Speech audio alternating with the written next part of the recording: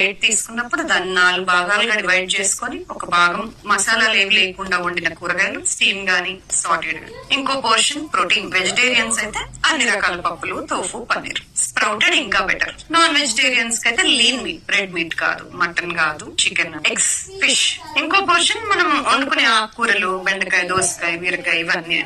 ఇంకో portion sudden గా change చేయకూడదు. ఎన్నో సంవత్సరాల నుండి వైట్ రైస్, వైట్ రైస్ తింటున్నానండి. సడన్ గా నువ్వు బ్రౌన్ తినేసే, రెడ్ తినేసే, బ్లాక్ తినేసే కాదు. ఫస్ట్ సాటిస్ఫై అవ్వాలి. లేదంటే 2 days మనం చెప్పింది చేస్తారు, 3rd day ఓవర్ చేస్తారు. సో వైట్ రైస్ అలవాటు ఉంది, సడన్ గా చేంజ్ చేయలేరు. వైట్ రైస్ వేద్దాం. మేబీ ఇంతకు ముందు 3/4 గా ఉండే పోర్షన్ సైజ్ 1/4 వచ్చింది. అంటే ఓవరాల్ గా మనం ఇచ్చే ఫుడ్ లో కార్బ్స్ నుండి వచ్చే ఎనర్జీ తక్కువైంది, ప్రోటీన్ పెరిగింది, ఫైబర్ లేదు. ఇన్ని రోజుల్లో ఫైబర్ యాడ్ అయింది. And top on that fats, good fats we should add. ఎన్నో సంవత్సరాలు ఘీ తిన్నాము.